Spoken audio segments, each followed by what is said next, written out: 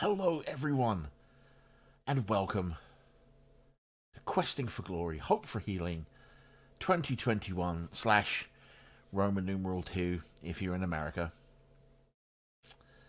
I hope that joke goes over well. I'm Bob the Ninja Goldfish, and it is my pleasure to welcome you to the marathon and to this pre-show. Anyway, before we get to the pre-show, this is a marathon raising money for NAMI, the National Alliance on Mental Illness. And we have a fantastic marathon for you this week. It's been a year, huh? But you can put all that behind you for the next few days and just enjoy some really good speed running.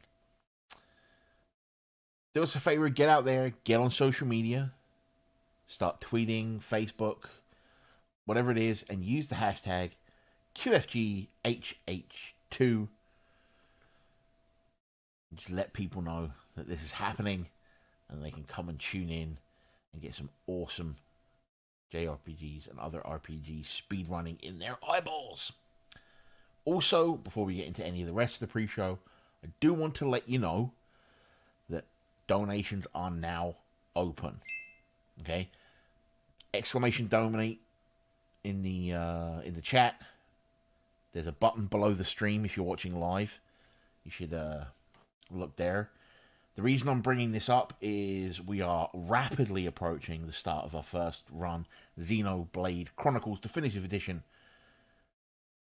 And there are two incentives for that, which are to fight the territorial rotbutt and to fight the super bosses, both of which have a target of $200.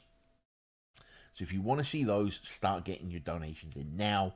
But there are a ton of other brilliant games coming today. You'll be seeing Xenoblade Chronicles Definitive Edition. I'll be interviewing Dragon Ball Xenoverse 2 runner Risk Restar later in this pre-show. Along with the Sid, who'll be running Final Fantasy VII on Wednesday. And I will also be interviewing Ragnar Alvar, who will be running Lost Odyssey on Wednesday. You'll see me right up next after this. You'll see me doing our traditional start of the show with myself and High Spirits going through, talking about what's happening during the marathon. And you'll get an exclusive interview with Michelle, the representative from NAMI. And all of that before I come back and give you a quick closing out and send you into the marathon. What can I say? I'm looking forward to this pre-show, and I hope you are too. See you after this. There, I'm Robin Mead. You are not alone if you're feeling like there's so much uncertainty to face right now. And while you're told to stay physically distant from people, it is more important than ever to stay close at heart by reaching out, sending a text, picking up the phone. You can also reach out to NAMI, the nation's largest grassroots mental health organization, because with all that's going on, it's more important than ever to care for each other. Hello, everyone out there in YouTube land, watching later or live on Twitch. Welcome, as you heard me say earlier, to the pre-show of Questing for Glory, Hope for Healing 2021, stroke Roman numeral 2, depending on who's writing it at the time. And I'm joined by my brother in beard, High Spirits. How you doing, buddy? Hello, Bob. The bearded duo is back. We and back, I'm a little baby. bit more gray this year, so now we're getting closer to the gray bearded duo. So what High Spirits and I are going to be doing is we're just going to be talking over the marathon in general, really. Talking about highlighting some runs that we're really looking forward to. Have High Spirits tell you a bit about maybe some games that are flying under the radar that you may not have heard of. I'm looking at you, Hyperdimension Neptunia Rebirth 2 Sisters Generation. Long name. Should have just called it Rebirth 2 Electric Boogaloo, let's be honest. But yeah, we're just going to have a bit of a conversation and sort of go day by day, pick out some runs that we're looking forward to and stuff like that. Let's start with, how are you? I'm good. How have you been? It's It's been a year. the year has been actually pretty difficult for me, I would say, overall.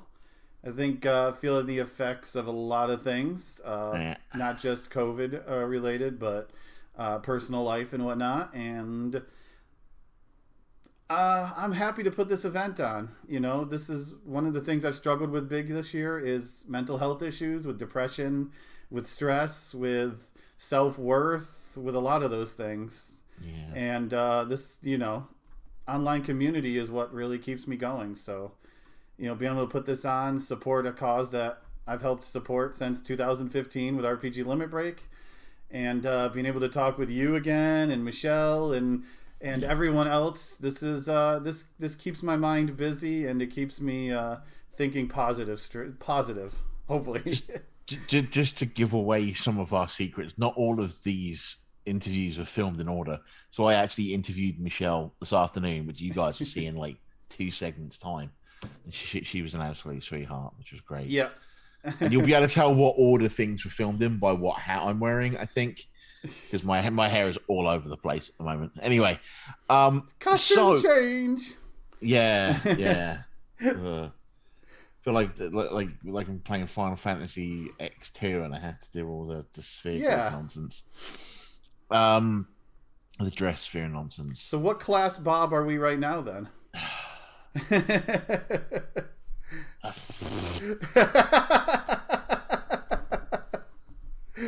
The Bob that is very nearly out of spoons. Let's put it that way. So today is Monday, right? Yeah, it's the start of the marathon soon. Yeah.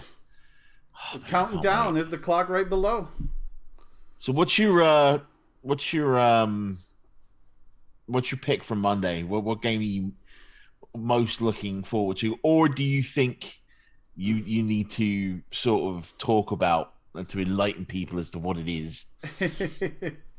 Well, we got a nice different mix of games here on the first day. I think we've done a good job covering a lot of different genres of RPGs. We got everything from fighting games to action RPGs to classic JRPGs, strategy games. We got new, we got old.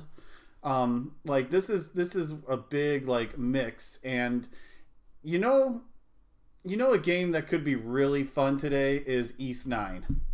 That game is very glitchy, very broken, very fast, and the runner doing it, Jado, is someone who has been known to take these East games and do a lot of nice work into making them nice and fast. So that one's definitely, if you're looking for a fast-paced evening game in the East Coast, 7:40 p.m. Eastern start is what it's scheduled for. That is a great one. I did put the whole it's scheduled, okay? I know what you were looking. I know you were giving me that look. That's why I said scheduled. We've been recording the other interviews. I've been like, yeah, just mention when your thing's taking place, and I'm like, don't worry about the exact time. Just say the date or the day, because this marathon's gonna either get ahead or behind. It's gonna happen. Hopefully, in the first day, we're staying roughly in shape. Hopefully, but never say never.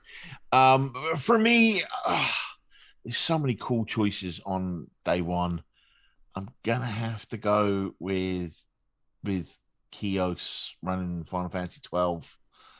I'm not a big fan of that game as a casual game, but it's fun to watch it get broken in half and run nice and quickly. So. And if you want a fast game, that game is done very fast. The Zodiac Age is known for having the speed up option, so you zip through the game extremely fast. Yeah. But I mean, not to put down the other games. I know you'll hear later in the pre-show from Risk Restar, who's running Dragon Ball Xenoverse 2. So,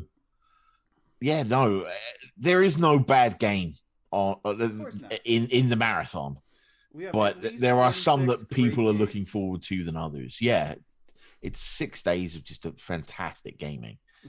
On Tuesday, Don't make me choose. I mean, I'm kind of biased here, but I'm gonna go for East Origin. Um, One of the first ever game, I think it was the first ever game I hosted for RPG Limit Break was I think it was East Origins that Ghost Kumo was running, and I'd never seen an East game speed run before, and I was just sat there the whole time going, "Wow." Yeah, that's another one of those games that's very glitchy and very broken. And the great thing about it is the top 4 runners in the world are in a race. And I mean, when I say world, we got someone from France, from America, and 2 people from Japan racing in this. This is gonna be good. If I was going to choose a game, I'm going to choose probably the least known game on that list, and that's Aiden Chronicles, the first one. I was gonna say Golden Sun just to annoy Bowie, but well, you know, we can talk about the third Golden Sun game, you know, in many ways, but Aiden Chronicles is one of the you can count on one hand RPGs that exist on the N64.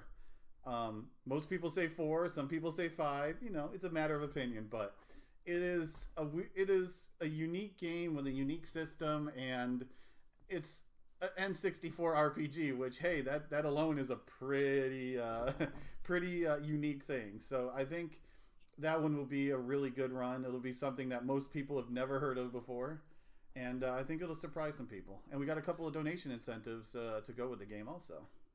yeah, I'm also kind of looking forward to Kingmaker too. Pathfinder Kingmaker. That should be a pretty good run. Love those CRPGs, huh? Yeah. Yeah. What can I say? I'm a sucker for yeah, it. I know. I was shocked you didn't say that, actually. I thought you were going to pick out Pathfinder first.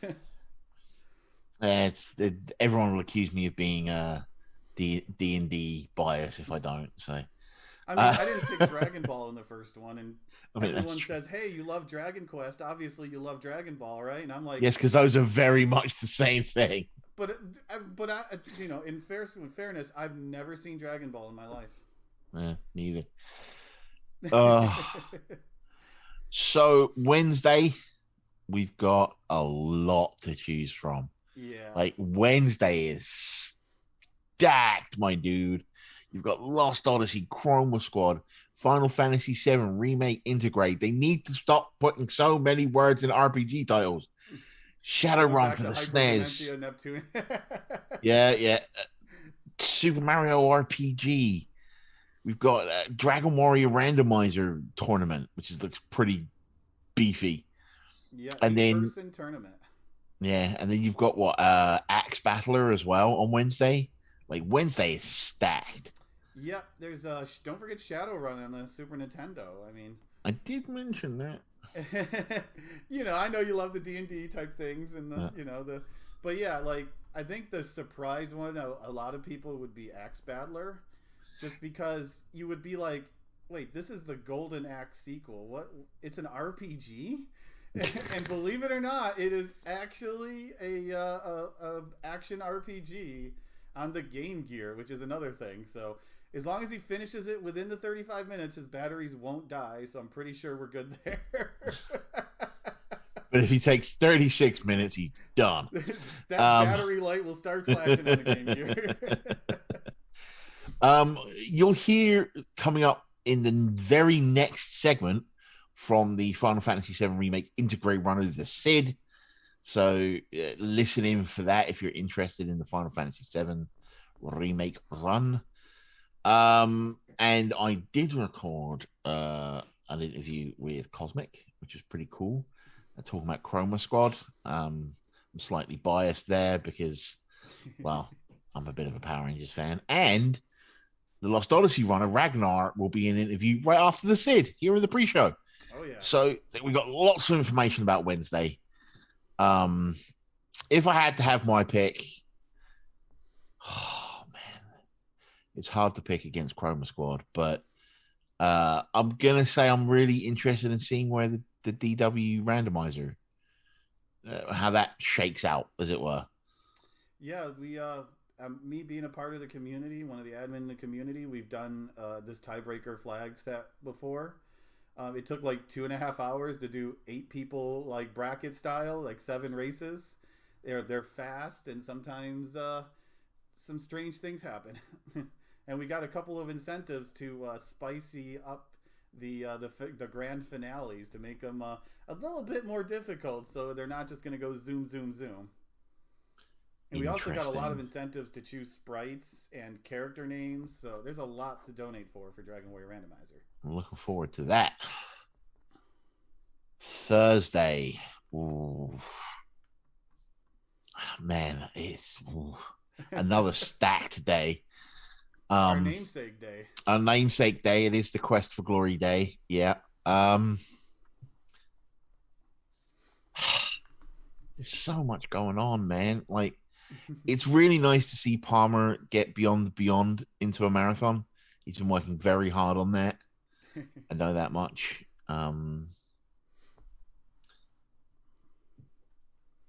I'm not going to pick Final Fantasy VI World Collide Randomizer. So just pick the randomizer, and I'm only picking one because I'm not the biggest rando guy.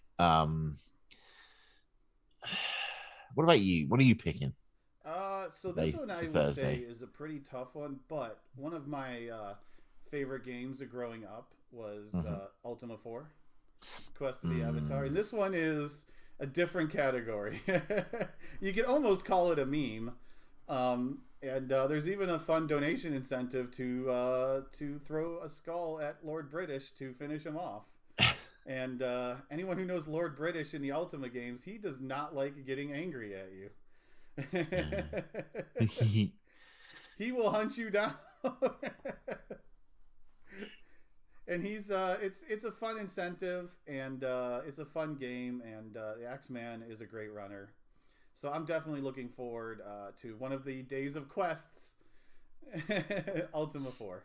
Yeah, and again, we're only highlighting the runs that we're like. We could honestly talk about every run on this schedule, but we would be here until the marathon was over. For me, really hard not to pick the Quest for Glory stuff, but I'm gonna say Beyond the Beyond, just because it's really nice for Palmer to get that into a marathon. He's been trying super hard on that, and I don't know too much about the second game that day, the Alchemists of the Dusk Sea. Don't know too much about it, so I'm looking forward to seeing that. But it's just nice to see Beyond the Beyond make it. Oh yeah, and this is the first day where you'll notice that we have a setup bonus block. And if you're curious to know, there is a donation incentive that's going to open up here in a day or two, which will the current race is the Quest for Glory. It's a 3-way double bingo race, but you have the ability to make it a triple bingo race, which will increase the time and difficulty significantly of that run. So you will later in the week have the ability to make it a little bit more fun. And then we have Friday. Friday is the day of long runs, is what I noticed. Yeah, when the schedule came together. And Shin Megami Tensei 4 is, I mean, that's going to be a monster on its own. I mean, Freedom Pulse is a very good runner and very entertaining, and I think it'll be a good show. I mean, every game on Thursday is going to be absolutely brilliant. Like SMT4, Monster Sanctuary, the Yakuza Like a Dragon, which if you've not seen that run, buckle in. Earthbound is just a classic, right? Yep. And then, I mean, it's Legend of Mana, like, and it's all the stories in the newer version that just came out. Yeah, Legend of Mana All Stories is that's a fun. I'm going to be looking forward to that one. Yeah. even though I'm gonna be dipped out for part of it, sadly. Uh, I'm really looking forward to Yakuza Like a Dragon. mhm. I just finished playing that not that long ago for the first time, going through the entire game, and it's one of my favorite newest releases. Like, it was just that much fun, and a lot of people look at that game and go, "Is that an RPG?" If you look at the entire series, and yeah, this is I like to call it Yakuza Like a Dragon Quest. Yeah. Um, because it's modeled very much after Dragon Quest series, just in modern Japan, and even the producer of the game is Yuji Horii, the creator of Dragon Quest. So that one is fun. Froob is a great runner and a great commentary, and I really look forward to that one. Yeah, I'm gonna go ahead and say, since you picked Like a Dragon, I mean, I gotta be looking forward to Earthbound, man. That's just it's one of those comfort games. You know Yeah, what I it's a mean? nice classic comfort game. Yeah, like there's some out there choices here, but Earthbound's just one of those classics you can always go back to and just enjoy playing, really. And I know that Rhea's going to absolutely stomp it. Oh So yeah, I think she's gonna do great. yeah. And then we get into the last 2 days of the marathon. We have Saturday and Sunday. Uh, another pair of stacked days. Is there anything you want to say about the setup bonus block? So this one we've kept hush, but it is a bonus game, to be added to the schedule, and we're gonna. Would it have anything to do with the game that's right before it? It's in the same area, but it's also very different on its own. Actually, it's something that's been I believe it's pretty new, and it's been the creator has been working on it, and it's Mhm. taken like a life of its own, and it is going to be something very special, something that hasn't been seen before. This will be the debut this of what they're working on, and we're You're gonna trying hold off really on it hard. for a little You're bit. trying really hard not to say what it is. It's tough because it's I want to say what it is and hype what it is, because when people hear it, they'll Uh-huh. actually be like, "Whoa, wait a second." And I've been actually in their Discord and working with them for the last couple months, as watching this project grow, and it's just it could be something incredible when it's finally finished, all of it. So it's going to be something special to show off, and we're gonna wait a couple of days, let you get a little hype and think about it, what it could be. I mean, I really kind of want to say Suikoden 2 for me. It's another one of those games that's just like Yeah, a classic. it's one that it's good. It's no one can ever buy it anymore because it's too expensive. And Hello, would you like my kidneys? it's solid. It's a very solid and comforting game. What? But it's really hard to pick against like Persona 5 Strikers or Lost Kingdoms or Pokemon Red or even like Taskbot, man. I mean, you know what Taskbot can do to games. Oh yeah, and you can even name all of the four characters. They have it set up so you can donate to name the four White Warriors of Light, and have it be ready for the run. Oh, yeah. I mean, I'm saying I mean a lot, but it's so hard to choose Yeah, that's out of another this good day. schedule, Saturday's man. another good day of just all of the spectrum of I mean, the genres of schedule as RPGs. a whole, man. Like, If I there's something that you like in rip my RPG, we sleep have it on schedule. Like, rip my sleep schedule. I'm Saturday. just not gonna sleep for a week. I don't I'll know. be right there with you. Don't worry. I'm sure Yeah, I'll be but yelled at least once or twice during the week to go to bed. Don't worry. mostly by me. You, the admin, half the runners, half the volunteers. And Sunday is just Dragon Quest 9, Willow, Final 11. Fantasy 2, Pixel Remaster, Kingdom Hearts. That's not a good game. It's Dragon Quest 11. It's 9, clearly. Shut up. You need a 9 to go back to Monday where you can see East 9. Dragon Quest 11 Definitive Edition. Okay. Oh yeah, the newer version the Switch version that came out on other consoles.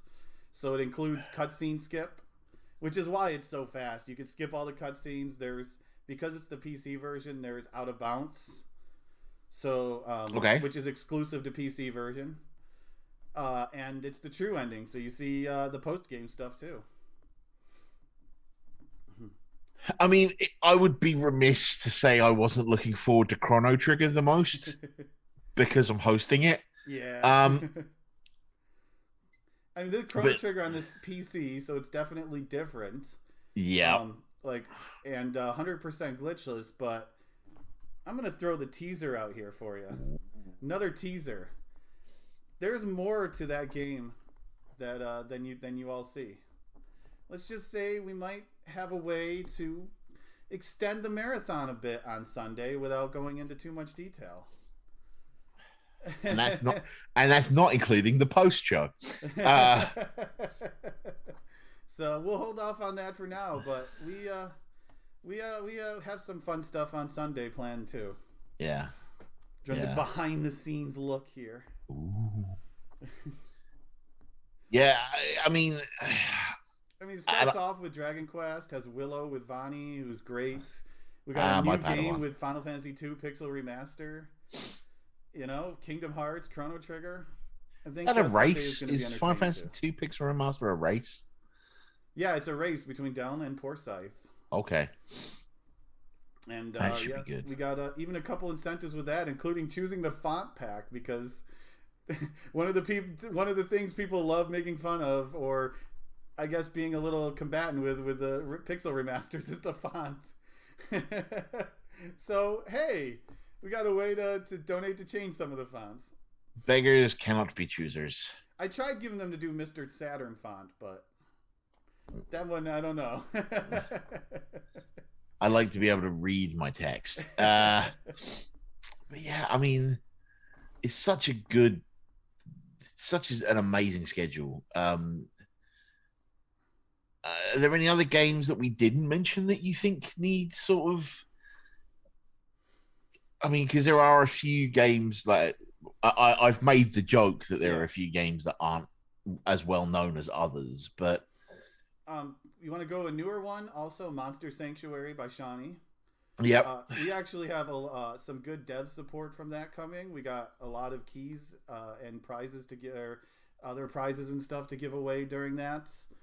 And we do have an interview with Shawnee that I recorded through that you'll be hearing later in the week. Oh yeah, you'll be hearing from Shawnee. So yeah, if you want to go to other games that people might not know a lot about, you talked a little bit about Chroma Squad, the good old superhero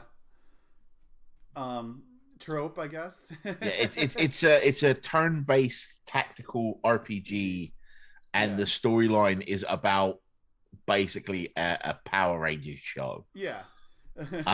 And not just how to make it popular, how to make it on a budget, and things like that. It's actually really fun. Oh yeah. It's one of the few games on this schedule I've played casually. And one of the characters is a beaver. Yeah. It looked good. I love when we were going over it, the games list and stuff. It looked really fun and really good. So we're excited to have that one. And Cosmic, who has a great story about traveling to RPG Limit Break one time in the past. Yeah. Is a great runner and a great dresser too, I heard. Showed up for his interview in a suit, and I was sitting here in like a Cookie Monster t-shirt. I'm like, wow, way to make me look bad. And You want another off game that we didn't talk about on the We day can of talk Quest? about as many games as you like, mate. It's your pre-show. Oh yeah, it's ours, the bearded duo. Yes, but I get to be seen for the rest of the pre-show. You don't. Dragon Quest Builders from the Countess. Minecraft with Dragon Quest. Cute game.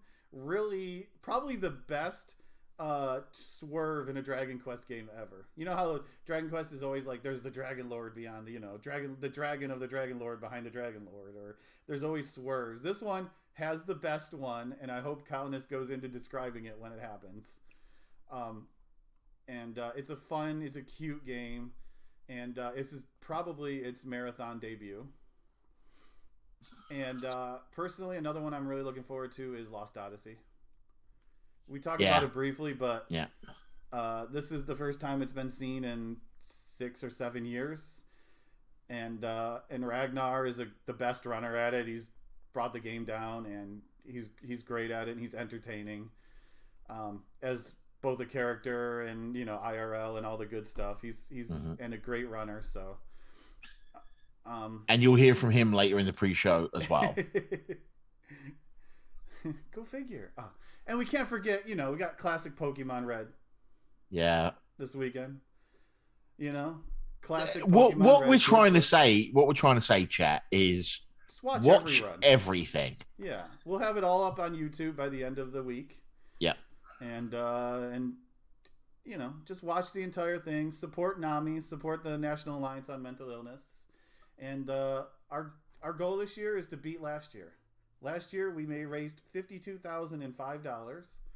Someone snuck a 5 there at the end. and that's our goal. So we want to surpass that this year, and we're gonna push. And I think we can do it. Oh, I'm certain we can do it. Last year our goal was like, if we get to 25,000, we'll be excited. Yeah. And then it's like, oh, we're not happy anymore at 25. Oh, no. Au contraire. So today, telling you all, this week, $52,006 is our minimum goal that we want to reach. We can do it. We can do it. That being said, thank you for joining me for this quick overview of the schedule. High Spirits. Is there any closing comments that you want to make? Hopefully, you all enjoy the week. We put a lot of work into this. Our behind the scenes presentation is probably by far the most work that we put into to make it the smoothest. It should be a 99% uptime marathon, only going down a couple of times to reset the stream because that's what Twitch wants. And hopefully you can just leave it on and enjoy in the background. And from me personally, I would like to say to my fellow mods in the chat, I hope they're being listened to. And chat, listen to the mods. Listen to them. Even if it's not in the rules, listen to them. Listen to the mods. But thank you, High Spirits. Thank you for joining me. And as for you, chat, you'll see me back here after this quick message with an interview with our Final Fantasy VII intergrade runner, the Cid. Thanks and enjoy the show, everyone.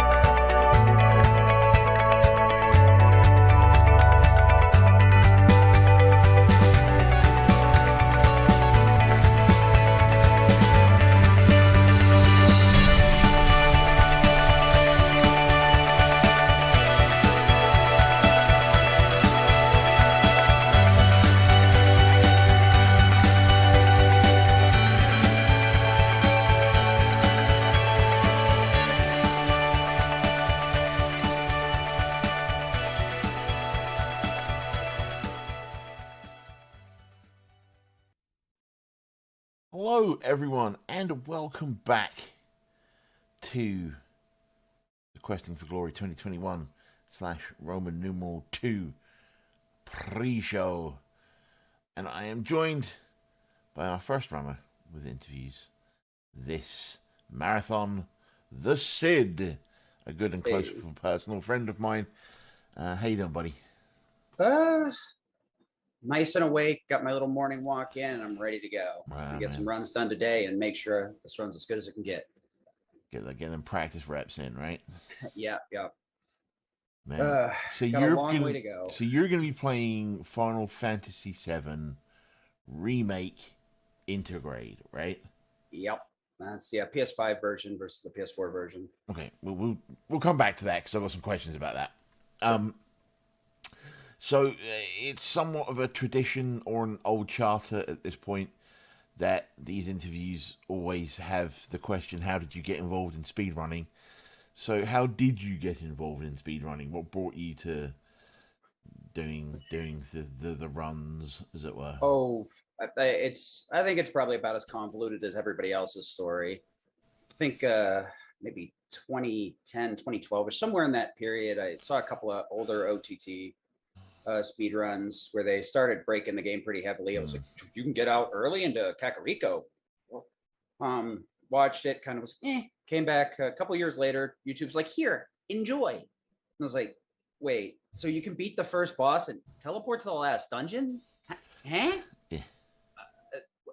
Okay. And I mean, obviously most of us know how it works now, but I was like, well, if you can do insane stuff in this game, what can you do in other stuff? So did a little bit of digging, and YouTube was kind enough to supply me with a lot of the GDQ stuff. And what I saw was pretty impressive. It was rolling up, I think, on AGDQ 2014, 2013, something like that. Really close. And I was like, I don't really know enough people to go. Got a little bit cold feet. Hung out in the community for a while. Went to SGQ 2014. Went there. Had some fun. They're like, oh yeah, we need techs. I'm like, well, I went to film school. I'm sure I could help. And that year was a complete. They just didn't have a schedule for some reason. Yeah. So I ended up just volunteering night shifts over and over again. I could remember a lot of nights, but just other runners all night, just the whole 12 hours, and then be like, all right, I'm dead. Can you put somebody else over here? That was me and donation tracking during AGDQ 2014. Yeah, I think a lot of us got some experience from that year. We got the real production experience. Yeah, dropped in with both feet at the deep end. Yeah. So I could tread water. That's what 2013, 2014. Now we're in 2021. What's this? What took you to Final Fantasy VII Reloaded Intergrade? A lot of globe trotting. After that, I did a lot of Borderlands 2 stuff offline, had fun with it. They have a really busted character gauge that can basically just, once you get it set up right, infinite shield regen, infinite ammo, and it just reflects bullets off the wall. So you just pick up a shotgun and it auto bounces them into crit spots. Fun. Once you get an hour in. Push through, got a little bit more of the Mega Man X scene, ended up making a lot of friends there. Really bad at the game, but enjoyed it. Started doing the relays because I was actually talking with Doysum at the time, and he's like, I don't feel like doing this anymore. And I was like, oh, let's revive it. Did a couple of years doing that. The whole time kept going to GDQs, making more friends, enjoying the side marathons and stuff. Then we got to the point of RPG Limit Break, and that was like a really watershed moment. I loved it. Unfortunately, after all the Crystals for Life stuff and the fallout, but coming into RPG Limit Break, I hit the ground running, and I made some of the best friends I've ever had. And I was always like, man, I'd really love to run for this, but I don't know if I could do an RPG. I'm bad at menuing. I'm bad at playing. And luckily, the action RPG of Final Fantasy VII Remake has afforded me enough flexibility to fake it fairly well. The other runners kind of handily want me, but I'm very good at keep going and pushing through. If I have one skill, maybe you'll see it. I don't know. You'll know, but sometimes I mess up bosses. The recovery is fun. So, Final Fantasy VII Remake Intergrade. Hmm. Why? What is Intergrade? Is it just the PS5 version, or are there like other updates that went into the program? It is the PS5 version. They tweaked a couple of materia. They broke synergy, so it's absolutely busted, almost if not stronger than a limit if you know how to manipulate it. Mm-hmm. Wind isn't useless; it stays on the target and explodes instead of just hanging out in air and watching the flying enemies go. Yeah, I'm good with this. We also better frame rate, so it runs at 60, loads like 50 minutes faster. Wow. It's probably going to be more or less the same as the PC version. They might tweak a couple of things again, but I think some of the things were like really overtuned for the Yuffie DLC, since you only had one controllable character and one AI character, and the game is definitely was definitely intentionally initially geared for you to use every character, which we try and avoid as much as possible. Micromanaging is not what we want to do. Yeah. So you're running New Game Plus any percent? Yeah, hard by default is New Game Plus. Oh, okay. And the beginning of the game is not as well balanced against hard, so we can get away with a lot of crazy and interesting stuff. I'd say some of the early game, unfortunately, because of how more it's balanced towards you just starting rather than being maxed out, there's kind of a few dominant strats. But once we get later in the game, because the game gives you so much pushback and tries to kill you really hard, there's probably about 5 or 6 different ways to do it. This is actually like a really great race category. I wish I could have gotten somebody to submit with me, because most of us may do 1 or 2 bosses the same way, but a lot of it, we have completely different ideologies and we end up, within 5 to 10 minutes of each other. I had a race with one of the other runners for no glitches allowed, I believe, and we were within 60 seconds of each other the entire marathon. It was fantastic. I really thought I was going to get skunked, but at a really close race, and we really weren't even close with strats at all. That sounds like a really interesting, like so many times you watch a speed run and everyone executes the same thing. That's really cool. So are there, you say that there are varying ways of doing things. Are there any techniques or tricks or exploits you're going to be using that you want to use to like promote? You want to like, hey, you should check this out when I do it, or whatever? There's a couple of really cool tricks. I guess real quick, self-destruct on the enemy skill is probably the best one by far. Alleged Aura is pretty good, but it does a lot of damage. Just takes 60 seconds to do it, so we really can't use it. But with the right setup, I can self-destruct for max damage and then get back up, not die, recover HP, and get a free limit to boot. And in the PS5 version, limits were updated, so they're invincible. So I make things hurt a lot really quick. The other one is Synergy has been used to take an ATB and MP points every time a character would respond with a tier 1 spell whenever you attacked with somebody. Yeah. Now it's free.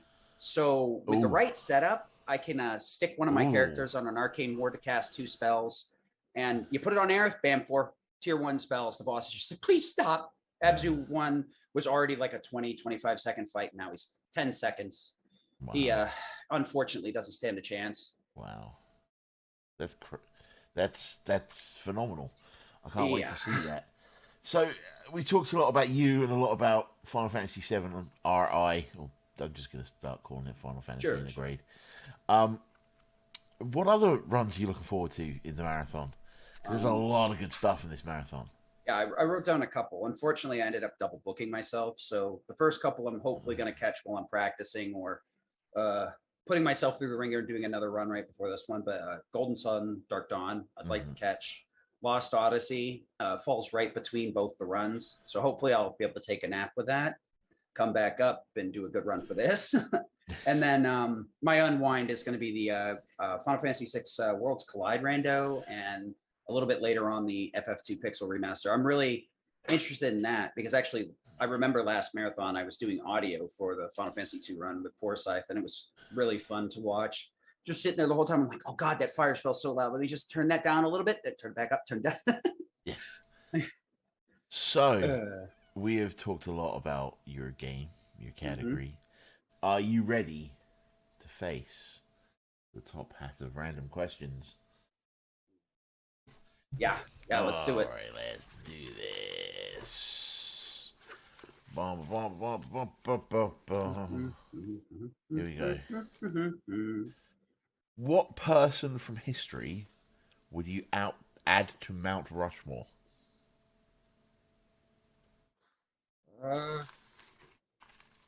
Okay. We'll just go with Isaac Newton because the name is escaping me of the person I actually would. Okay. All right.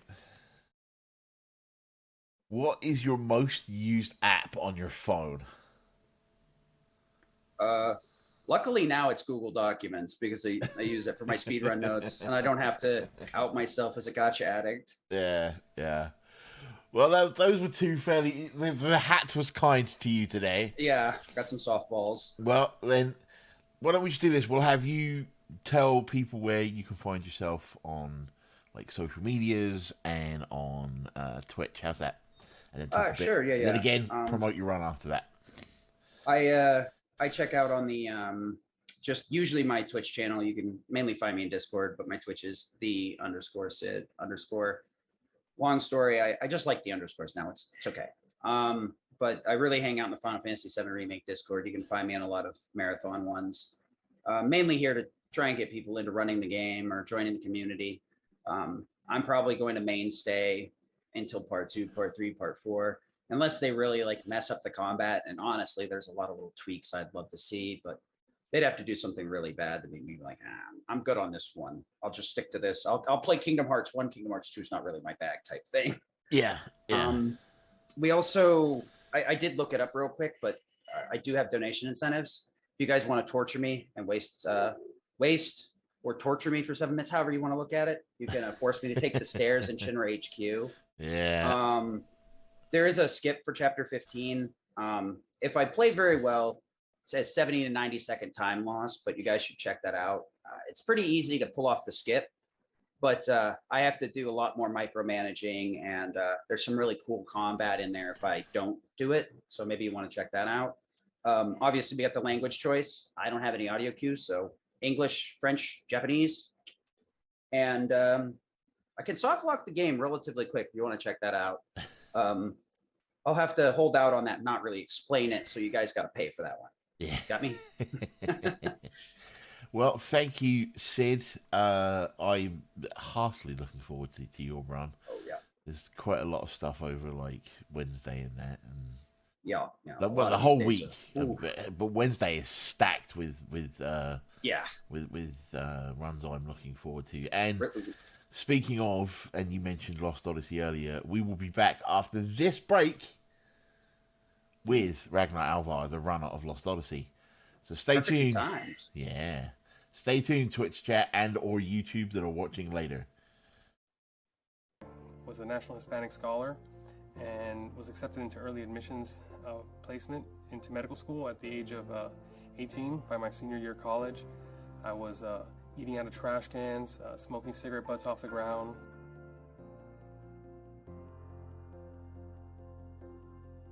I understand my purpose in life. Mental illnesses can be the most difficult experiences that humans go through. They can also be the most shining examples of courageousness and bravery and hope that humans have to offer as well.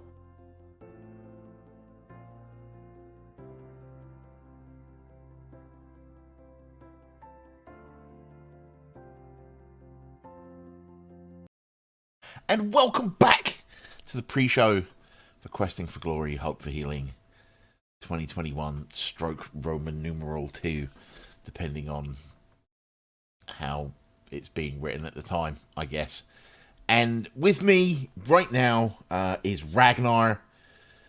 Go ahead and say hello, Ragnar. Introduce yourself to the people. Welcome, Questing for Glory. My name is Ragnar, as introduced. I will be running Lost Odyssey on Wednesday, and I'm very much looking forward to it. This is actually my first time running at a big marathon. I was supposedly at RPG Limit Break 2016, but I had to drop out due to personal reasons back then.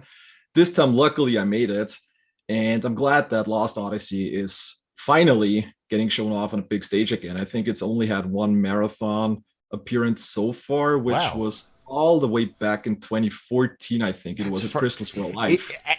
Like, and in the space of like online marathons, that's like forever ago, right? Like, that is absolutely forever ago. And like back then, the world record was like an hour and a half longer than it is now. wow. So even though the game doesn't have that big of a community, a lot has changed over the years. So I'm really happy, and I'm looking forward to showing off the game on a big stage again. Awesome. But before we get into like Lost Odyssey itself, let's talk about you a little bit, right? So tell us a little bit about like who you are and like how you got into speedrunning, if you don't mind. Well, I got into speedrunning by actually just discovering tasks on YouTube at the beginning. Like, I think that's where a lot of people got the first start within speedrunning. And I was fascinated from the very first moment, but there was always this little thing that I was like, okay, it is a task, it is tool assistant. It's not really a real human playing it, if you will. And I don't actually know how I got onto Twitch then, but for some reason I ended up being on Twitch. That must have been like at the end of 2012. I think it was a couple of weeks before AGDQ 2013. And the very first stream I actually watched was Karakarn running Final Fantasy X. And I was just immediately hooked by it. And I was like, okay, I really, really like that there are people that are speedrunning RPGs for several hours. And that just stuck with me. And I was like, I want to do that too at some point. So why did you pick Lost Odyssey as your game? Lost Odyssey, so for everybody who owned the Xbox 360, they probably know it wasn't necessarily a platform that had a lot of popular JRPGs on it. Lost Odyssey was one of the few that was on it, and still to this day, unfortunately, for a lot of people, is an Xbox exclusive. And I just bought it because I saw a couple of videos. It was like, okay, it looked good. Booted up and immediately fell in love with it. And it wasn't until later that I realized that there were actually Sakaguchi working on it, Uematsu, and this was the reason why like Final Fantasy X was my favorite game up to that point. And I could see obviously the similarities between those two. And yeah, then I actually got into, when I got into speedrunning, I was looking if there is anybody running Lost Odyssey. That was like in 2014 or so. There was actually Potato Handle who did the initial route for the game, and he was running it. So I was like, huh, there is actually somebody already doing that game. I want to try that out too. And lo and behold, 7 years later, here we are. Wow. So is there, you say that the time has come down considerably over the last like 6 years or so. Is there any specific tech we should be on the lookout for, or any weird tricks or things that you're going to be? Well, what I really like about the game is it actually has a lot of variety in strats. You know, oftentimes in JRPG you have like one specific strategy that is like super overpowered, and it gets used for like 90% of the fights. We have a lot of variety in Lost Odyssey. We're gonna start off with item abuse, regular attacks. Later on disc 2, we're gonna get the gamble spell, which basically goes against all of the game's mechanics, and as the name says, is a big RNG thing as well. Later on, we're going to use normal magic, and last but not least on disc 4, we're going to combine all of that because we're going to need all of the strats. Okay, so you're just kind of all over the place, really. Yeah, we're all over the place. There is one more thing that I like to mention that is like a very specific glitch that we're about to abuse. And this is actually very important for the speedrun because there is a status in the game that is called persistence. Now, what persistence does, it lets the character survive with 1 HP if otherwise they would be dead. But obviously that only would trigger once, and then the second attack, the character is dead regardless. But there is a little glitch with the status. Like if you go into the equipment menu, because Lost Odyssey actually lets you switch your equipment mid battle, the persistence status gets reapplied. That basically means you're invincible as long as the character doesn't get attacked more than once per turn.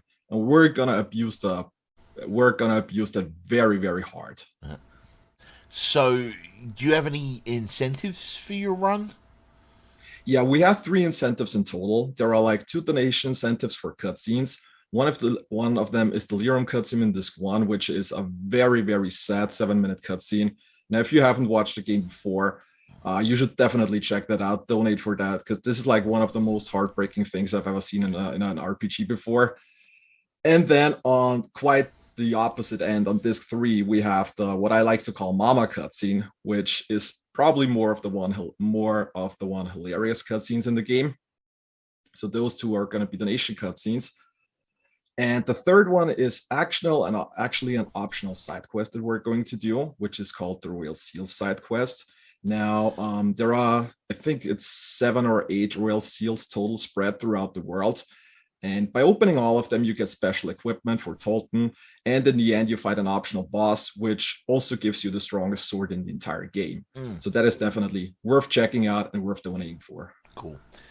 So, we've talked a lot about you and your game and things like that. What other games in the marathon do you think you're looking forward to? I'm actually looking forward to quite a few games. My favorite game is probably going to be the Friday, because for once you have the Final Fantasy VI Worlds Collide randomizer three-way race. This is one I'm really, really looking forward to. This is going to be very good.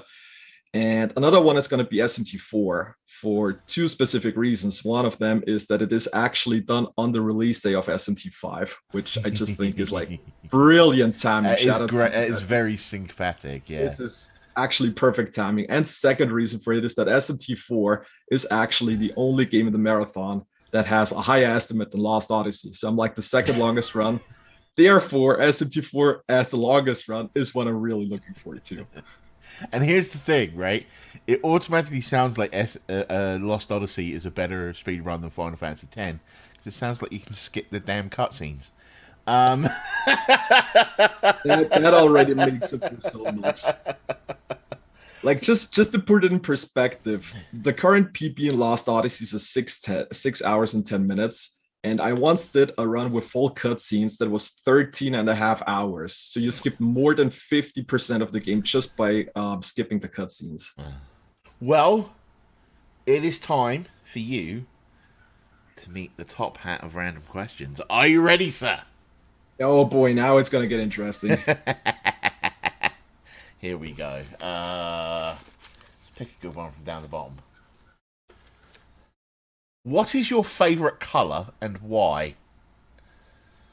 Is black considered a color? Sure. If black is considered a color, then definitely black. Because I'm a big metalhead, and metalheads only wear black. Yeah. I guess that's like a very simple explanation, if you will. Better than nothing. Let's see here. What is your go-to karaoke song?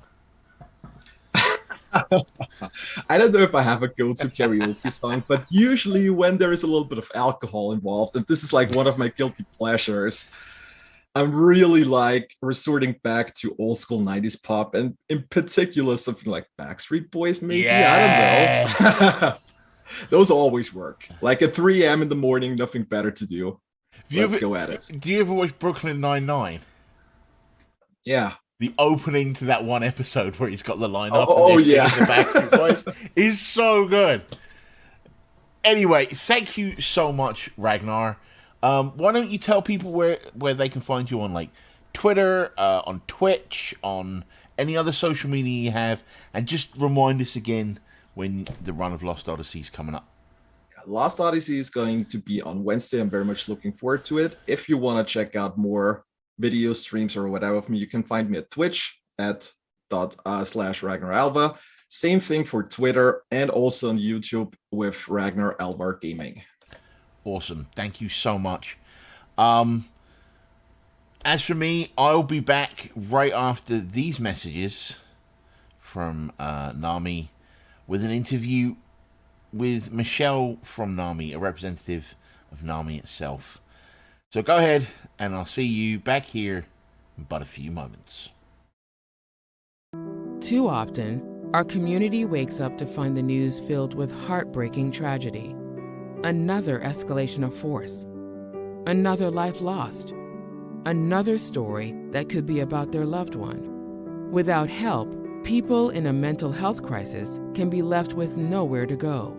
Distance from family and friends, and cycling in and out of jails and homelessness.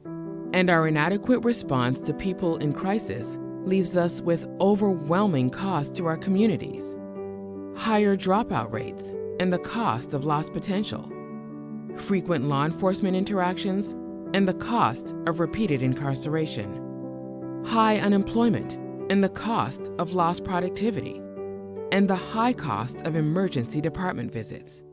This isn't the way it should be. People experiencing a mental health crisis deserve a mental health response. 988, the new 3-digit number for mental health, substance use, and suicidal crises, will be available in every community by summer 2022. But what help will be available when you call 988? That depends on us. We can change the way our community responds to people in crisis if we act quickly and decisively. We need a crisis response system that focuses on what helps people and connects them to care. 24/7 crisis call centers, mobile crisis teams, and crisis stabilization programs. This can transform how we support people in crisis. When a person dials 988, their call should be answered by a local call center, available 24/7 with well-trained staff who can offer immediate support and connect people in crisis and their families with local services. If a person needs in-person help, they should get it from a mobile crisis team with experienced mental health staff that can de-escalate the situation and connect a person to care.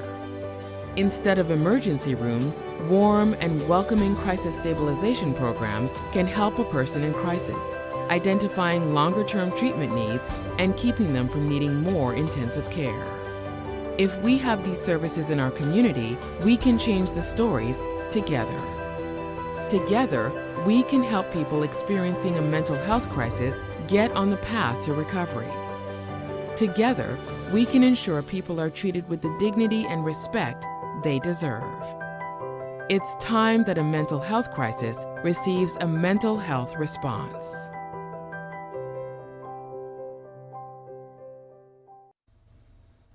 Welcome back to the pre-show of Questing for Glory, Hope for Healing 2021/Roman numeral 2, depending on who's writing it down at the time. I'm back. Hello, YouTube, if you're watching in the future. Hello, Twitch chat, if you're watching right now.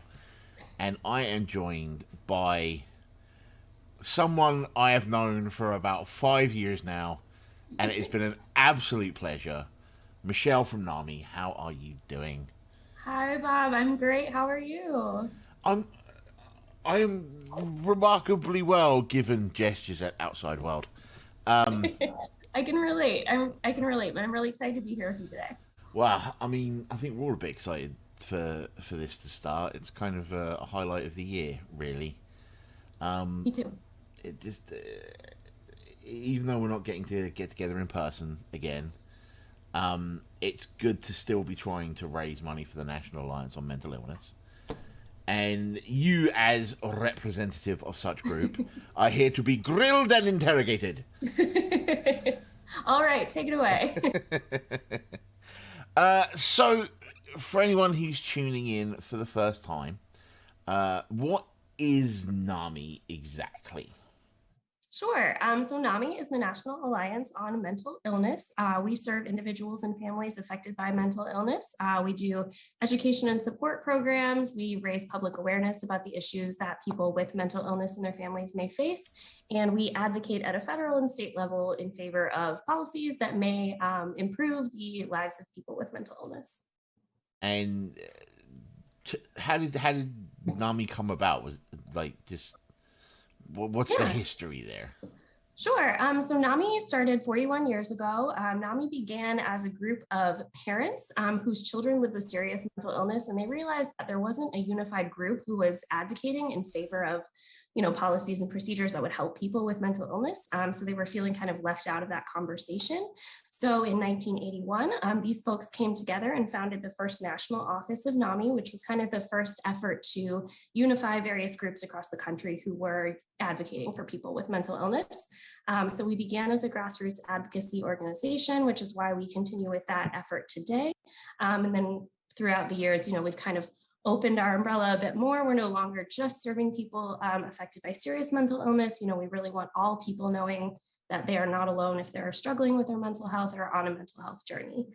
So we are kind of that trusted friend to go along with you on your journey. So, just I'm going to try and cover as much as I can in a 15-minute interview. But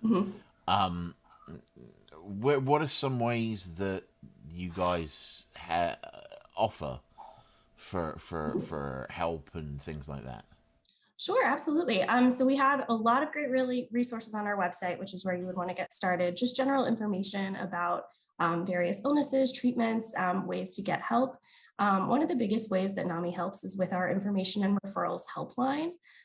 So we offer support, resources, information, guidance, recommendations for people. We're available from 10 a.m. to 10 p.m. Monday through Friday. We're also available through live web chat. So those are just a few of the ways that people can get support. We also have a network of 650 local affiliates across the country. And so people can connect with a local affiliate in their community to receive more localized support, attend NAMI support groups, NAMI education programs, and connect with other people who may be experiencing some of the same issues that they are. That's just a lot of help that people can reach out for should they need it. Absolutely. So we've been doing marathons and the such benefiting NAMI for about no, not doing math, a long time. I think 7 years. Something I think like 7 years. Yeah. Something like that. Can you give us some information on where the money we raise goes? What anything like that? Yeah, absolutely. I'd love to tell you a little bit more about it in general, because not just, the funding is important, but awareness is also important. So I knew you were going to ask me about this, so I wanted to look into it. So with the amount that was raised by this marathon last year, that's actually enough for us to power our entire helpline for almost 5 weeks. So just to give you a sense of just an example of how the amount of money that's raised through this event could really have an impact on people's daily lives, I think breaking it down like that just really makes it very tangible. You really are allowing us to provide direct support to people, which I think is cool. And something that actually happened just a couple of weeks ago, we have this kind of Friday Good Feels Slack channel at work, and somebody shared a chat that they had with somebody who reached out to the helpline recently seeking support. And one of the things that this person said was that they found NAMI because of a Twitch streamer. And I just thought that was the coolest thing, because it really showed, people really trust their online communities. They really feel at home there. And so if someone that you trust is saying, reach out to this resource, they're going to help you, they have information for you, you're not alone. I just feel like that's so much more impactful than just coming from, reading a news article or something like that. So, the funding is amazing. The work that you guys are doing are really allowing us to advance our work a lot. But I think the community that you're building and the kind of awareness that you're building for people is just as important. And I just love that we got to hear that story just a couple weeks ago, because I knew I was going to be talking to you, and that made me really happy. Yeah, and it is good to hear that it's not just us that are working for the cause as well.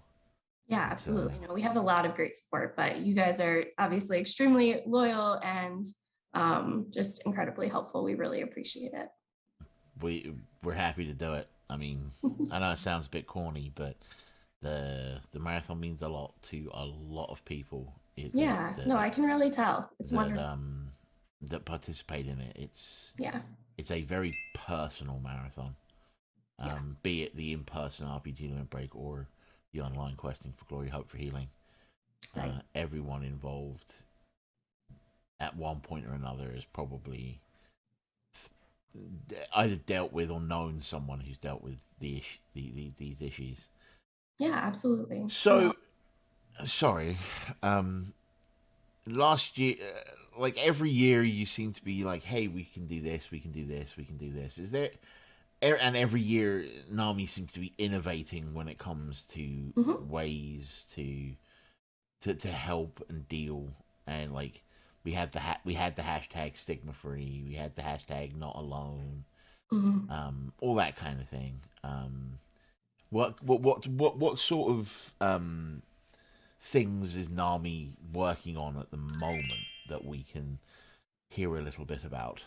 Yeah, for sure. So one of the things that I'm most excited about, I know I keep talking about the helpline, but it is such a wonderful resource, and something that I'm so excited about that we were able to do this year with the funding that we received through just a variety of means of support last year, is we were able to expand the hours on our helpline by 4 hours. We used to only be available from 10 to 6 Eastern time, Monday through Friday, which really caught off a lot of the West Coast and Mountain Time who might have needed some support after work times. And so we were really excited that we're now able to expand our helpline to 10 a.m. to 10 p.m. Eastern time, Monday through Friday. So additional 20 hours per week for everybody to seek support. And we also added live web chat options. A lot of folks don't like making a phone call, myself included sometimes. And so it can be really a lot easier to just go online and, take advantage of that anonymity and that comfort that you can get when you're not having to just talk to someone, directly. So we added the live web chat options, which we're really, really excited about. Looking forward, a couple of things that we're prioritizing. One, we know that school-age children have really suffered. Bless you. Thank you. Suffered, from COVID-19, the isolation, the upset to their schedules. So we've really been working hard to kind of add resources that are specific to youth and young adults. So we launched a youth initiatives task force within NAMI so they can work across all the departments to kind of advance that work a little faster. So we're really excited. We did a back to school mental health kind of marketing campaign a few months ago. We released a whole new part of our website with resources specific for youth and young adults. And we launched a youth advisory board because obviously I can sit up here all day and write content that like youth might want to read it, but it's going to be much more effective if we have that content reviewed by the people who it's intended for. Yeah. Really excited about that. This is not an official number, but I want to say that within the first week that we had the youth advisory application online, we got 150 applicants. So we're pretty excited about that, moving all of that forward. Another thing that we're working on that's really important is 988. So 988 is a new number that's going to be like 911, but just for mental health crises. So the government has passed a law that says 988 has to now route to the National Suicide Prevention Hotline. However, there isn't a lot of local support yet for these initiatives. There's not a lot of awareness. There's not a lot of resources to divert people to. So we're really leading a big advocacy campaign around 988. So if you want to learn more about that and how to get those advocacy alerts so that you can, tell your senators and representatives how important this issue is to you, or get involved at the state level, you can find information on our website at nami.org and click advocacy at the top. That's awesome. Yeah. So now we've gone through a lot of NAMI stuff. We were speaking last year and talking about how COVID-19 and the pandemic and everything were really affecting people who were at home and stuck and isolated. How has the reintegration process sort of changed the way that you've had to do business? Like I'm sure people are like going back to work and be like, I'm not used to being around people all the time. Help. Yeah, it is a really different time. We kind of thought when things started to sort of reopen that perhaps we would see maybe fewer people calling our helpline, fewer people emailing us for support, fewer people coming to our website. We sort of thought as things tended towards getting back to normal, that maybe we would see some of the need that we saw in 2020 dissipate. And that really hasn't been the case. Our helpline continues to receive more calls each month this year than we did even in 2020, which was a record-breaking year for us. We're still seeing a lot of calls about anxiety and depression, more than we ever did before. Anxiety used to be like the fourth reason that people would call us in terms of, the level of importance. And we're seeing it's number one consistently each month. So I'd say we're really seeing a lot of people be kind of, I think, more anxious than they might have expected and returning to sort of the normal way of doing things. Additionally, we haven't really seen the pandemic subside in the way that we thought it would at the beginning of the year. So we're still seeing a lot of continued need from especially healthcare workers. They're obviously experiencing a lot of burnout. And so we've been really trying to add a lot of resources on our website specific to those frontline professionals. It's called NAMI Frontline Wellness. So just kind of a clearinghouse for all kinds of information for people who are, still working every day directly in contact with COVID-19, which is obviously just incredibly challenging. So we've definitely, seen a continued need and been surprised at times that it has been so high, considering that we, kind of thought maybe this would be the year where we would move towards a little bit more normalcy. So definitely continued need across the country. Yeah, and I feel I would be a little bit remiss for my personal thing. We talked a lot about some of the things you were doing earlier. I'm a big professional wrestling fan, and there's been this big push in the professional wrestling community with a program called #TagMeIn, which is all about raising money and sending it to NAMI. So please, if you're a wrestling fan like myself, check it out. It's really cool. Absolutely, that's awesome. I'm glad to hear that. That being said, the NAMI portion of this interview is over, and it is time for you to face the top hat of random questions. All right, I'll try. Are you ready? As ready as I'll ever be. Now, everybody gets 2 questions out of the hat. Okay. All right. But I've got a question after that for you. So just... All right, let's see here. What is your favorite knock-knock joke? Told you they were random. I mean, oh no, that's bad. I don't really think I know any except for the one that's like, knock, knock, who's there? Knock, knock, who's there? Banana, whatever. Aren't you glad I didn't say banana? Yeah. I feel like that's literally the only one I know anymore. I'm trying to think. I would have to ask my little cousins. I feel like they would have some really great knock-knock jokes, but I don't have any off the top of my head. All right, let's see here.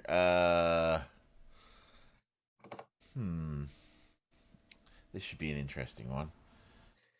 Actually, I've already asked someone that one. You don't get a repeat. Oh, good. All right. Get my own question. If National Avocado Day were a national holiday, would you support it being a work holiday? I mean, isn't leave from work just generally support, something I should support? I think it's good for your mental health. It's good for your physical health. So I personally don't necessarily love avocados unless they're in guacamole, but I'm always in favor of a day off of work. Okay, that's fair enough. Now, my personal question for you. Over the last 3 or 4 years, you and I have discussed the little fascination you have with a game called Yoshi's Island. I wouldn't say fascination. I'm pretty good at it, and I'm a big fan.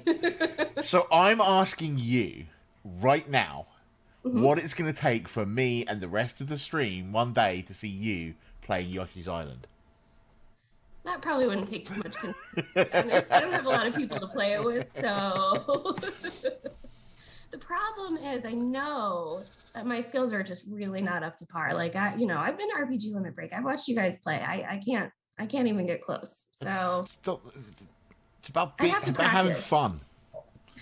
Well, if I could train a little bit, then I think maybe you could convince me. I think we're gonna have to look into this for the future. This is a potential blockbuster here. Maybe if we turn it into a fundraiser. Yeah, absolutely. We'll just slot you in during the marathon or something. I don't know. Anyway, thank you, Michelle. Of course. Once again, tell us where people can reach out to NAMI on like social media, on the web, any phone numbers you've got that you want to give out, and then just tell us a little about who you are and what your specific role is at NAMI. Sure, absolutely. So I'm a senior manager of development for NAMI. My favorite part of my job is getting to work with fundraisers. I don't have as many fundraisers that are as great as you guys, so you're definitely one of my faves. Now you're just feeding our ego. But love working with our fundraisers. I also write grant proposals and reports. I work with family foundations. I do a lot of customer service, talking to our donors on the phone. So I have a great, kind of variety of experience that I love. I love working at NAMI. I love working with people like you guys. It means a lot. If you would like to get more information about NAMI, if you want to get involved, if you need any help or support, don't hesitate. Definitely go to our website, nami.org. You can find us on social. We are at NAMI on Facebook and at NAMI Communicate on Instagram and Twitter, at NAMI on TikTok as well. We just added that. And then if you would like to seek any support from the helpline, you can reach the helpline at 1-800-950-NAMI 6264, or you can go to nami.org/help and you can access the live web chat there as well. That's awesome. Thank you again, Michelle. It's been great catching up with you. Thank you. I can't wait to see you in person soon. Let's hope for 2020. Yeah. Or 2022. No, we are not going back to 2020. Let's never hope for 2020. That's a bad enough. Yep. Beat you on the nose with the newspaper. What is going on? Thank you so much for joining me, Michelle. And for you out there in chat, whether you're on Twitch or watching later on YouTube, I will be back after this break with an interview with Risk Restar.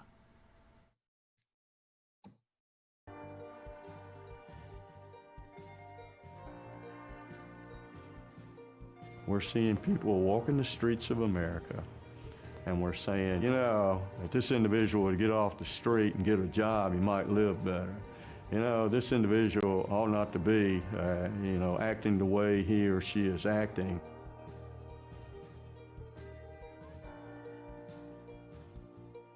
If you listen carefully, they're blaming the individuals for their own illness.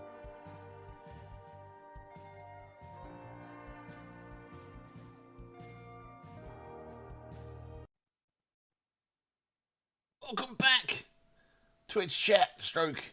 Those of you watching later on YouTube, I am joined here in the pre-show, requesting for glory, hope for healing 2021/Roman numeral 2 by Risk Restar. How are you doing, Risk? I'm doing well, thank you. How are you doing? Don't tell anyone this is like take 5. Okay, yeah, it's between you and me. So what game are you going to be playing for us this week? I will be playing Dragon Ball Xenoverse 2, the second in the Dragon Ball Xenoverse series, second and latest. It's been years and people are hoping for Dragon Ball Xenoverse 3, but I don't think it's coming at this point. And you're playing that today, right? Yes, I am.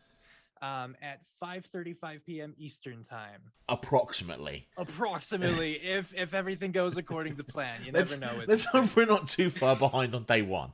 Okay. If we are, something's wrong. We could be ahead. Like one game could like absolutely just world record it. We could be a bit ahead. That's true. Yeah. Fingers crossed. Yeah. Anyway, I think it's somewhat of a tradition or an old charter at this point that I have to ask you what was your route into speedrunning, even if the answer is, well, I was watching this GDQ this one time.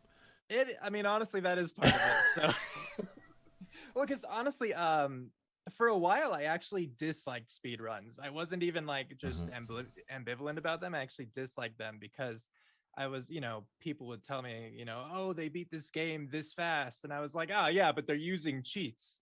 Oh, no, you were one of them. I was one of those. I was one of them. Yeah. And I hate pastel. Can I end this interview now?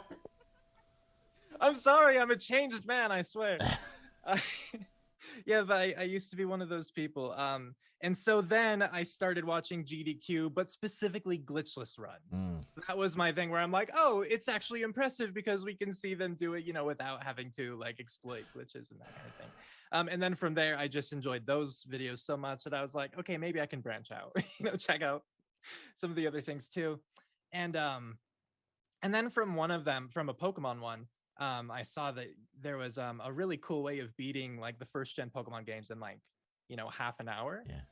By basically teleporting to the end. And I was like, that seems neat. I have my copy. I just want to go and try that real quick to make sure that I can like, replicate it. And I was able to, and it was so cool.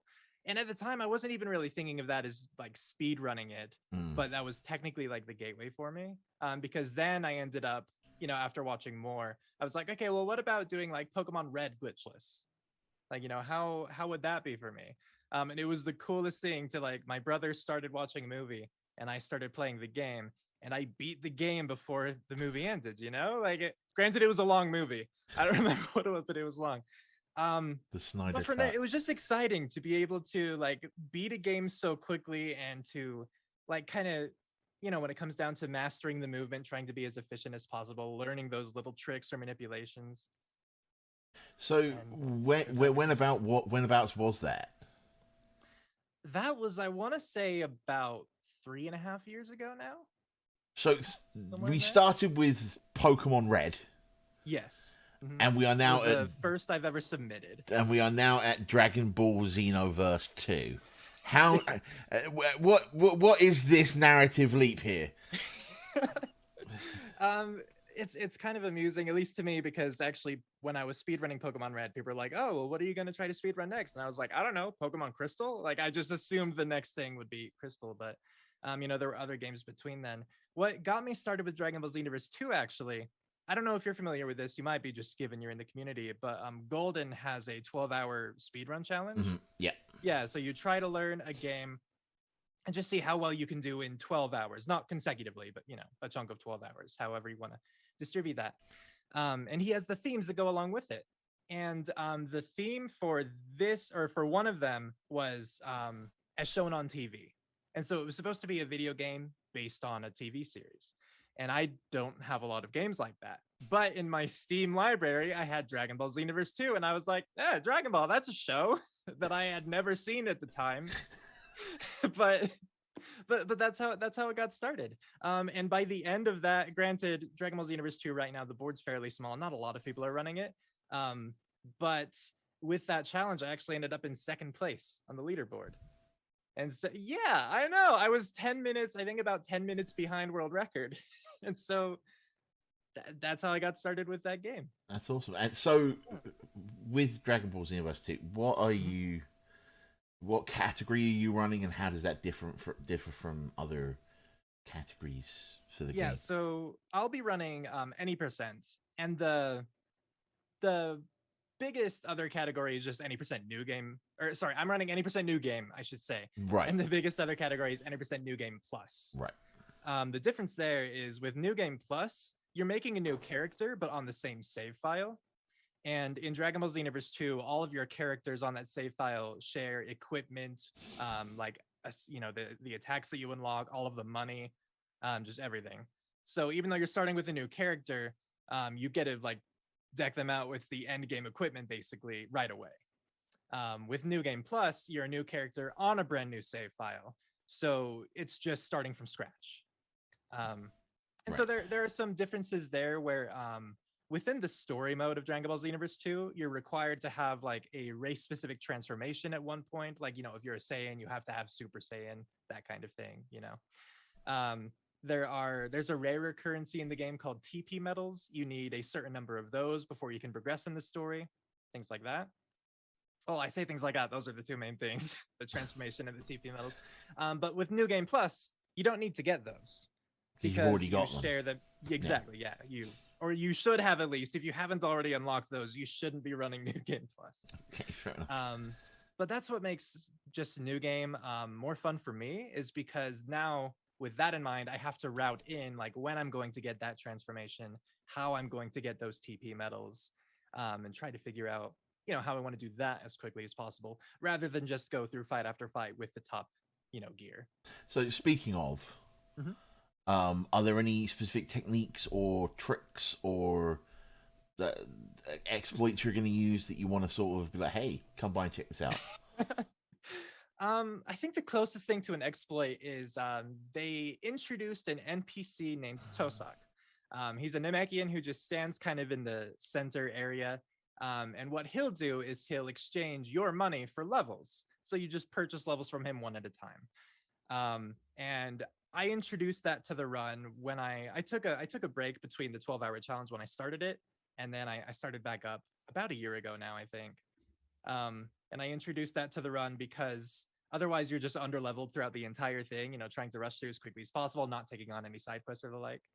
But of course you need money to do so. And so what I was tasked to do was find out how could I make money as quickly as possible consistently so that we can have actual consistent strategies, going through this. it's difficult with other things because if there are any glitches in the game, like it's an actively online game. You know, Dragon Ball Z Universe 2, most people play it for like the online PvP rather than a story mode. And so glitches are like very quickly patched out. And when you're going through the story mode, you know, the enemies have their own AI. And so it's really, you know, RNG dependent in the fights. So it comes down to your routing and how well you can pull that off, and of course, you know, there's luck to it as well, but you hope that your planning and your skill, you know, pull through in the end. And you pray to RNGesus. You pray to RNGesus. So what other runs are you looking forward to in the marathon? I mean, you're on the first day, so you've got like the whole thing to go. Yeah. After I get mine, I can just sit back and relax and enjoy the rest of the runs. So I'm looking forward to Super Mario RPG. Ryan Forward 522 is going to be running that. And I've actually never played that myself. I recently watched Game Grumps play it, and just it was a delightful time. And as I was watching, I was wondering how someone would do it quickly. It just came to mind, like, what would a speed run of this game be like? But I've never seen one yet. So I'm looking forward to that.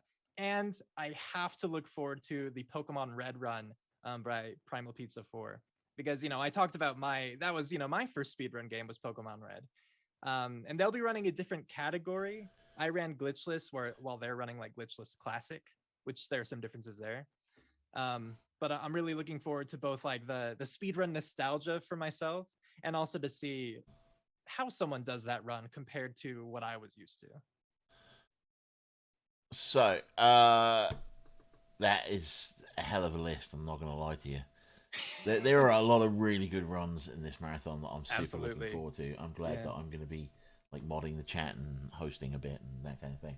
So, it is time, sir, for you to meet the top hat of random questions.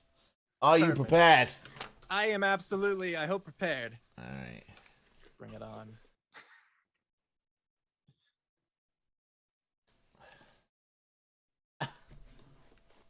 Oh no. This is the question I put in here that was inspired by Taskmaster. If you were to try and eat an egg, the quickest, would you cook it first, or would you just crack it and down it? Well, I mean, if you're trying to go for the fastest time, obviously you just crack it and down it. Good man. I mean, yeah, like, do you want what's good for you and healthy and not going to give you carpal tunnel, or are you going to go for the fastest times? That's. I mean, save the animals, kill the animals, right? Yeah, absolutely. Not everything is pleasant. Sacrifices need to be made. All right. You are the best criminal mastermind in the world. Yes, I know. What crime would you commit if you knew you could get away with it? If I knew that I could get away with it. Oh, goodness. Best criminal mastermind in the world. What would I do if I knew I could get away with it? That is exceedingly difficult. Because my mind is just jumping to all sorts of pranks of like, I'd turn all the clocks back an hour without anyone knowing. So you'd go for something that would be like mere annoyance to the entire population rather than just apparently I'd just be daylight savings time. Yeah. Just mess with everything. Well, I mean, it's been an absolute pleasure having you on, sir. Oh, why don't you go ahead and tell the folks that are watching where they can find you on the social medias? Tell them about your Twitch channel. Our Twitch names are under our pictures, by the way, as well, if you need those. So go ahead and tell us all about yourself. Well, yeah, thank you. So, yes, I'm Risk Restar. Thank you all for listening and watching. I hope that you enjoy this marathon. If you want to see more of me, you can go to my Twitch. That's twitch.tv/Riz_Grestar. On there, I have linked all of my other social media, my Twitter, my Facebook, my YouTube. So if you want to see any, future updates, if you want to see more gameplay, more speed runs, that's where you should go. Thank you so much again for your time. And that will conclude this particular interview. And after the break, I'll be back to, let's just say, take us out and send us to the marathon itself. Stay tuned.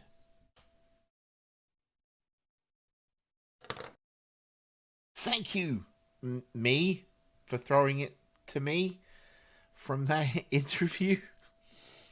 I don't know. You just heard me interviewing Risk Wrestler, who's going to be running Dragon Ball Xenoverse 2 later on today. Just to go through the rest of what you're going to see today, we're going to be starting off with Xenoblade Chronicles Definitive Edition. After that, we've got Valkyrie Profile Covenant of the Plume. Then Risk Restar with Dragon Ball Xenoverse 2. Then Ys 9. And then Final Fantasy 12. It's a stacked day. But please remember, donations are open, and Xenoblade Chronicles does have those 2 donation incentives. Fight the Territorial Rot Bart and the Super Bosses. What can I say? You've been on tenterhooks for this entire pre-show. And it's time for me to say, I've been looking forward to this. After this, we will begin the show. So I will sign off by saying, guys, gals, and non-binary pals, in the words of the 16th President of the United States, Abraham Lincoln, be excellent to each other. And party on non-gender specific honorifics. Enjoy the marathon.